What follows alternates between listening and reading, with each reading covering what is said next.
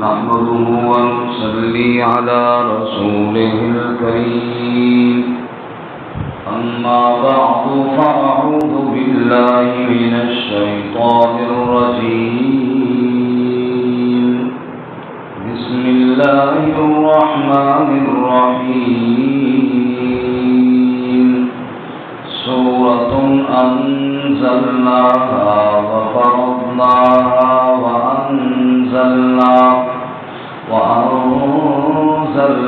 فيها آيات بينات لعلكم تذكرون الزانية والزاني فاجلدوا كل واحد منهما 100 جلدة ولا تأخذكم بهما رأفة في دين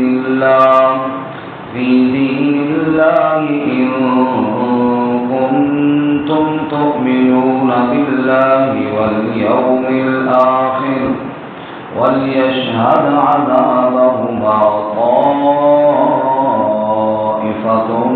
من المؤمنين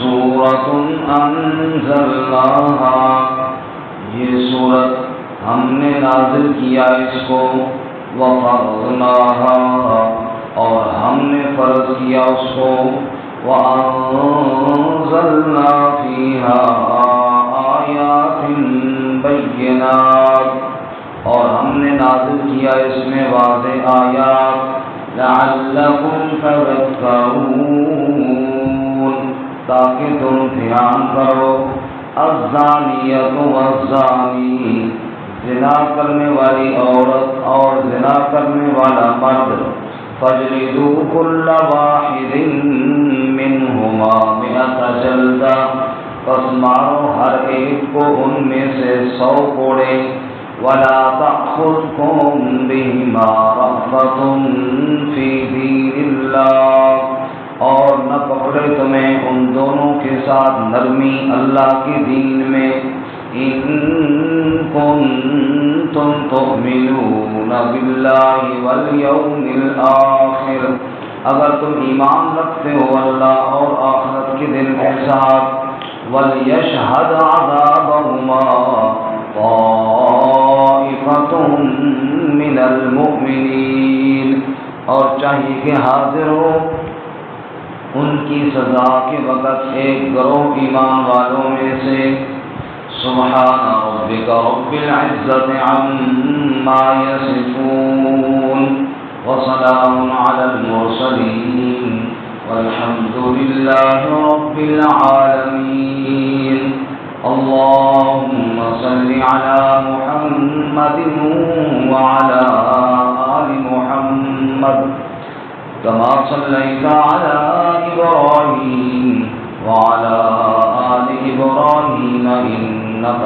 حميد مجيد اللهم بارك على محمد وعلى آل محمد كما باركت على إبراهيم وعلى آل إبراهيم إنك حميد مجید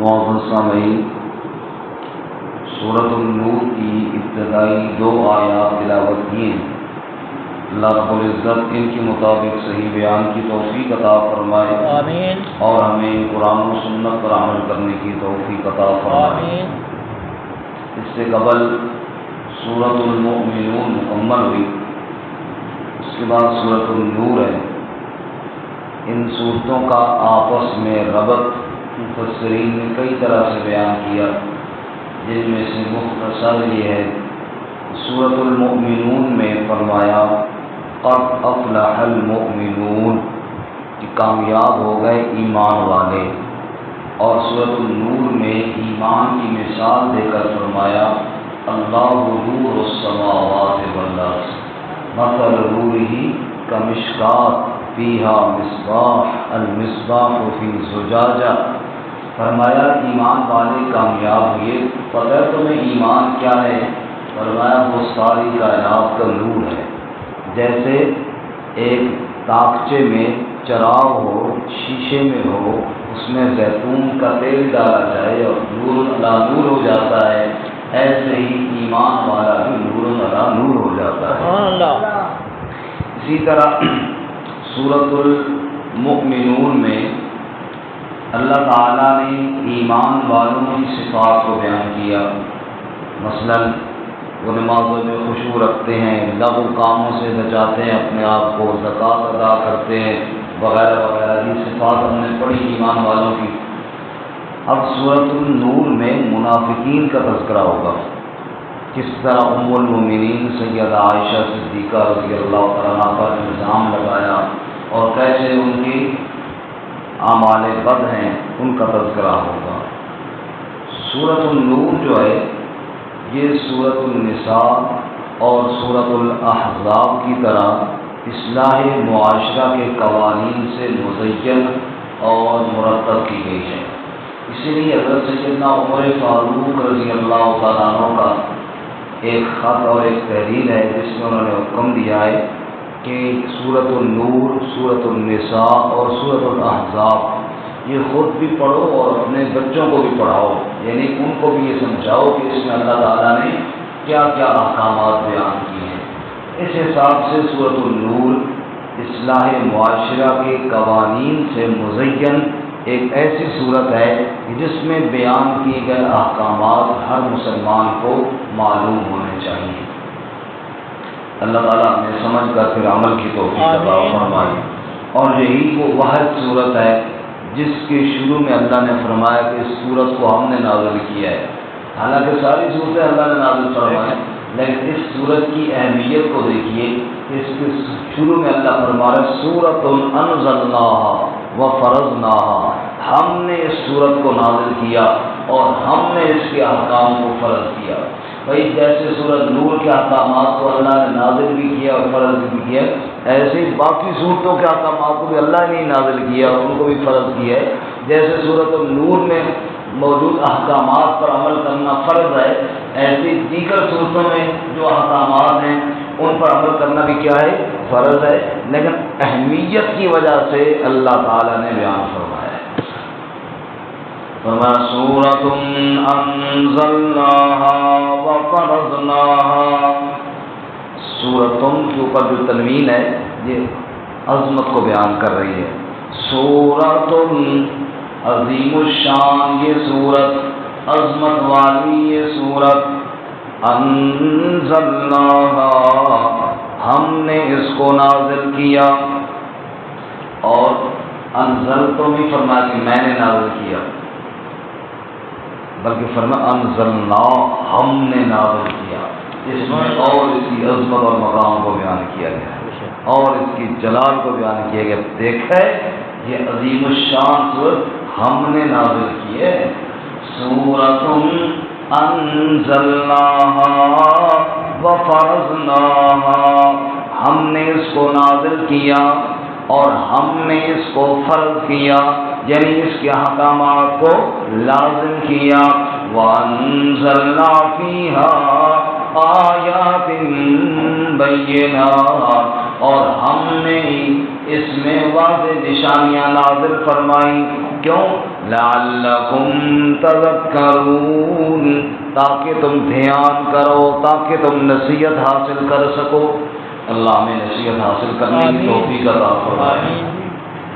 اس کے بعد یہ احکامات ہیں، کیونکہ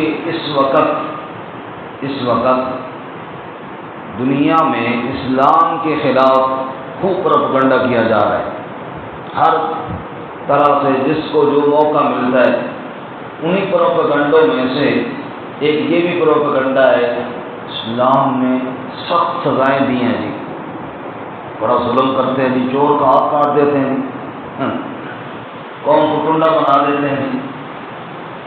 ہمارے صدر صاحب نے کہا تھا جو اللہ کے پاس پہنچ گئے، چور کے ہاتھ کاٹنے کی بات آئی اور جی پوری قوم کو ٹنڈا بنا دی۔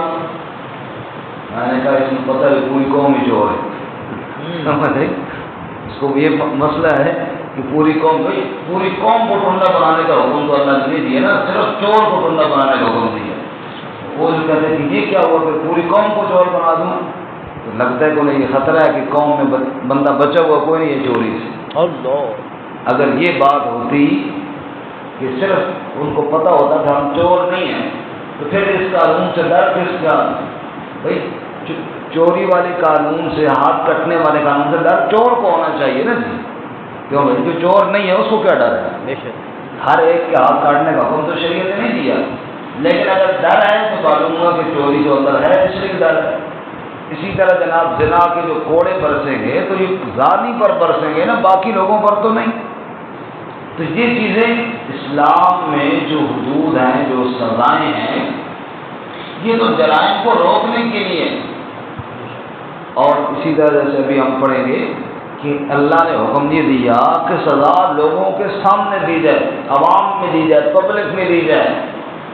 اس کا فائدہ یہ ہوگا کہ باقی لوگ جناب ڈر جائیں گے اور وہ گناہ کی جرات نہیں کریں گے۔ اگر عوام کے سامنے ایک آدمی نے جرم کیا ہو اور اس کو کوڑے برسائے جائیں اور لوگ دیکھ رہے ہوں، تو باقی جو کھڑے ہوئے ہیں وہ تو ڈر جائیں گے نا کہ کل ہمارے ساتھ بھی یہی ہوگا۔ کیا دور میں ہوا تھا؟ اچھا، اسی طرح سزائیں چھت کے اوپر، چھت کے اوپر چڑھ کر ان کو کوڑے مار دیے۔ بھائی صاحب بتا رہے ہیں کہ زیادہ دور میں سینٹرل اسپتال کی چھت پہ کوڑے برسائے گئے تھے لوگوں کے سامنے۔ تو یہ ہے کہ جب ایسی سزا دی جائے لوگ رکیں گے نا جرائم سے، لیکن جب سزا ہی نہ دی جائے، پہلی بات ہے سزا مجرم کو ملتی کوئی نہیں ہے، بے گناہوں کو ملتی ہے ہمارے یہاں۔ جس پہ جناب کوئی شک پڑ گیا یا اس کو جناب گھر رکھو اور مار مار کے اس کی ہڈیاں توڑو، لیکن جو مجرم ہے وہ رشوت دے کے، پیسہ دے کے چھوٹ جاتا ہے، سزا ملتی کوئی نہیں۔ اور اگر کہیں ملتی بھی ہے تو بند کمرے میں ملتی ہے، باقی کسی کو پتہ ہی کوئی نہیں ہوتا کہ کیا ہوا ہے۔ شریعت نے یہ کہا ہے مجرم کو، ایک تو شریعت نے شرائط بڑی سخت رکھی ہیں، اس طرح نہیں کہ جناب ایک آدمی ہاں فلانا بندہ ادھر گیا کیوں، بس اس بات میں جناب اس کو کوڑے برسو، نہیں۔ انشاءاللہ ہم کل کے سبق میں پڑھیں گے، 4 گواہ ہوں گے، 4 گواہ ہوں گے جو عینی شاہد ہوں گے، وہ بتائیں گے تب جا کر سزا دی جائے گی، ویسے نہیں۔ اور اس 4 گواہوں میں سے ایک بھی کم ہو گیا تو سزا منسوخ ہو جائے گی، سزا نہیں ملے گی۔ تو شریعت نے سزا کے لیے شرائط سخت رکھی ہیں، اور جب ان تمام مراحل سے گزرنے کے باوجود ایک آدمی پہ جرم ثابت ہو جائے، پھر سزا سامنے رکھی ہے، لوگوں کے سامنے دی جائے تاکہ آئندہ باقی کوئی شخص یہ جرات نہ کرے۔ اسی طرح آپ دیکھ لیجئے، اگر قصاص کے شرعی حکم پر عمل ہو، ایک آدمی کسی کو نہ قتل کرے، تو شرعی قانون تو یہ ہے کہ اگر اس کے ورثاء معاف کر دے تو ٹھیک ہے، ورنہ عوام کے سامنے اس کا سر کاٹ دیا جائے۔ جب یوں شریعت کے احکامات پر عمل ہو اور ایک قاتل کو یوں سامنے سزا دی جائے تو دنیا میں قتل رکے گا یا نہیں رکے گا؟ بے شک رکے گا۔ ہمارے یہاں تو سزا نہیں دی جاتی، نتیجہ کیا نکلتا ہے کہ قتل پہ قتل ہو رہے ہیں، قتل پہ قتل ہو رہے ہیں۔ اللہ نے قرآن میں کہا تھا وَلَكُمْ فِي الْقِصَاصِ حَيَاةٌ يَا أُولِي الْأَلْبَابِ، اے عقل والو، قصاص کے اندر ہی تمہاری زندگیاں محفوظ ہیں۔ اگر قصاص کو احکامات پر عمل کرو گے باقی جانیں محفوظ ہو جائیں گی۔ جب قصاص کے حکم پر عمل نہیں ہوتا تو قتل عام ہے، آپ خود دیکھ رہے ہیں۔ اسی طرح جتنی بھی سزائیں ہیں، بہرحال قصور ہمارا یہ ہے، مسلمانوں کی کمزوری یہ ہے کہ مسلمان نے شریعت کو خود ہی نہیں پڑھا، اسے نہیں پتہ کہ شریعت نے کیا احکامات دیے ہیں، لہذا کوئی ٹی وی پہ بیٹھ کر یا کسی رسالے میں لکھ دیتا ہے اسلام بڑا ظلم کرتا ہے جی، وہ قوم کو ٹنڈا کر دیتا ہے، وہ کہتا ہے تجلیل ہوتی ہے کہ جناب لوگوں کو سامنے مارو جی، پیٹو جی، یہ بھی کہتے ہیں ہاں یار واقعی بڑی زیادتی کرتا ہے، یہ اس طرح تو نہیں ہونا چاہیے۔ اس کو پتہ نہیں ہے کہ اسلام نے جرائم کو کس طرح روکا ہے۔ اللہ ہمیں خود سمجھنے کی توفیق عطا فرمائے۔ بہرحال پہلا قانون جو اس سورہ مبارکہ میں ہے، جو ہمارا آج کا سبق ہے، وہ یہ ہے کہ زانی مرد و عورت کو 100 کوڑے مارے جائیں۔ کتنے کوڑے جی؟ 100 کوڑے۔ اس میں تھوڑی تفصیل ہے کہ اگر وہ زانی شادی شدہ ہے اس کی سزا رجم ہے، جس کا تذکرہ قرآن میں واضح طور پر نہیں، اشارتاً تو موجود ہے سورۃ المائدہ میں، لیکن واضح طور پر احادیث متواترہ میں اتنی احادیث ہیں کہ وہ تواتر کے درجے میں ہیں، یعنی بڑی مضبوطی کے ساتھ ثابت کرتی ہیں کہ شادی شدہ ہو تو ان کو رجم کیا جائے، اور آپ صلی اللہ علیہ وسلم کے عمل سے ثابت ہے، تو حدیث بھی اسی طرح ہمارے لیے دلیل ہے جیسے قرآن مجید ہمارے لیے دلیل ہے۔ بہرحال سورۃ المائدہ میں ہے اہل کتاب کا تذکرہ کرتے ہوئے اللہ تعالیٰ نے فرمایا کہ وہ اہل کتاب آپ کے پاس اگر آ جائیں فاحکم بینہم او اعرض عنہم، فرمایا آپ ان کے درمیان فیصلہ کریں، لیکن فیصلہ کریں یا نہ کریں یہ آپ کو اختیار ہے، کیونکہ اہل ایمان پر تو لازم ہے کہ وہ آپ کی اتباع کریں اور آپ ان کا فیصلہ کریں، لیکن جو یہودی ہیں اگر وہ آپ کو رسول نہیں مانتے تو آپ چاہیں تو فیصلہ فرمائیں اور چاہیں تو فیصلہ نہ فرمائیں۔ اگر فَإِنْ حَكَمْتَ فَاحْكُمْ بَيْنَهُمْ بِالْقِسْطِ، ہاں اگر آپ فیصلہ فرمائیں پھر انصاف کے ساتھ فیصلہ فرمائیں۔ وہاں آگے اللہ نے فرمایا وَكَيْفَ يُحَكِّمُونَكَ وَعِندَهُمُ التَّوْرَاةُ فِيهَا حُكْمُ اللَّهِ، فرمایا کیسے آپ کے پاس فیصلہ کرواتے ہیں، تورات میں بھی یہی اللہ کا حکم موجود ہے، یہ اشارہ کیا قرآن نے۔ معلوم کوئی واقعہ تو ہے، واقعہ حدیث میں یہ ہے کہ ایک آدمی جو یہودیوں میں سے تھا، اب یہودیوں میں تورات کے اندر بھی یہی سزا لکھی ہوئی ہے کہ اگر شادی شدہ آدمی بدکاری کرتا ہے تو اس کو رجم کیا جائے۔ وہ آئے رسول اللہ صلی اللہ علیہ وسلم کو فیصلہ کروانے کے لیے، آئے کیوں؟ اپنی تورات پہ کیوں نہیں کیا؟ اس لیے کہ وہ چاہتے تھے کہ اس بندے کو رجم کی سزا نہ ملے، رجم کی سزا نہ ملے، تو چلو مسلمانوں سے فیصلہ کروا لیتے ہیں، کوڑے کی سزا ہو جائے گی۔ نبی پاک صلی اللہ علیہ وسلم فرمایا قرآن کے مطابق فیصلہ کریں یا تورات کے مطابق کر لیں، تورات کے مطابق کر لیں۔ ان کا جی تورات میں تو رجم ہے کوئی نہیں، حضور نے جھوٹ کیوں بولتے، لے آؤ تورات، قل فأتوا بالتوراۃ فاتلوها ان کنتم صادقین، تورات لے آؤ۔ اب تورات لائی گئی تو وہ یہودی جو پڑھنے والا تھا نا اس نے رجم والی آیت پر ہاتھ رکھ لیا، باقی ادھر بھی پڑھ لی ادھر بھی پڑھ لی، درمیان میں رجم والی آیت چھوڑ دی۔ حضرت عبداللہ بن سلام رضی اللہ تعالیٰ عنہ جو یہودیوں کے عالم تھے، مسلمان ہوئے تھے، بولا کہ یا رسول اللہ، اس میں آپ کو نا یہ انگل چاہے ذرا یہ ہاتھ ہٹائے ذرا یہاں سے، تو جو ہی ہاتھ ہٹایا تو وہ نیچے سے آیت رجم موجود تھی۔ فرمایا کہ ہم تو پہلے ہی جانتے تھے، حضرت عبداللہ بن سلام فرمایا کہ اللہ کے نبی سچ فرما رہے ہیں، باقی میں تو تورات بھی جانتا ہوں اور مجھے پتہ تھا کہ یہ جھوٹ بولیں گے اور چھپائیں گے۔ تو کہنے کا مطلب یہ ہے کہ جو سزا اسلام نے بیان کی یہ سزا تورات میں بھی موجود تھی۔ بہرحال بغیر شادی شدہ اگر بدکاری کریں تو ان کو 100 کوڑے مارے جائیں۔ اور اگر آپ الفاظ پہ غور فرمائیں جی، الزانیۃ والزانی، پہلے زانیہ کا ذکر ہے عورت کا، زانی مرد کا ذکر بعد میں ہے، اور جو چور والی سزا کی آیت ہے اس میں والسارق والسارقۃ، چوری کرنے والا مرد اور چوری کرنے والی عورت، وہاں پر پہلے مرد کا ذکر ہے چوری میں، چوری کرنے والا مرد اور چوری کرنے والی عورت ان کے ہاتھ کاٹو۔ جہاں پر ہمیں زنا کرنے والی عورت اور زنا کرنے والا مرد، یعنی بدکاری اور زنا میں مرد کا ذکر بعد میں کیا ہے اور چوری میں مرد کا ذکر پہلے کیا ہے۔ مفسرین فرماتے ہیں اصل بات یہ ہے مرد چاہے جتنا بھی برا ہو، جب تک عورت اپنے جسم پر اختیار نہ دے زنا نہیں ہو سکتا۔ جب تک عورت اپنے جسم، عورت اگر غیرت مند ہو تو مرد کی جرت ہی نہیں، چاہے جتنا مرضی بھی ہو۔ جب بدکاری ہوتی ہے تو اس میں قصور مرد کا بھی ہے ہی ہے، ایسے تو نہیں، لیکن عورت کا ہے، اللہ نے پہلے ذکر کیا اس کو کہ وہ کیوں تیار ہوئی جس کے مزاج میں اللہ نے شرم رکھا تھا، جس کے مزاج میں اللہ نے حیا رکھی تھی، اگر وہ بھی بدکاری کے لیے تیار ہو گئی ہے تو سزا میں اللہ نے مرد سے بھی پہلے جو ذکر کیا تو عورت کا ذکر کیا. سمجھ آ رہی بات؟ اس لیے اور وہاں چوری کے موقع پہ کہ بھائی زیادہ کام مردوں کے ہوتے ہیں، جناب جا کے دکانیں لوٹ لیں اور جناب نقب لگا کے گھروں میں گھس کر وغیرہ وغیرہ، اس میں زیادہ ماسٹر یہ ہوتے ہیں، اس لیے وہاں پہ ذکر ان کا پہلے کیا ہے. باقی سزا تو دونوں کی ہے، چاہے مرد ہو چاہے عورت ہو، لیکن قرآن کے ذکر کرنے میں انداز میں آپ دیکھیے ایک ایک لفظ میں اللہ کی کتنی حکمتیں چھپی ہوئی ہیں.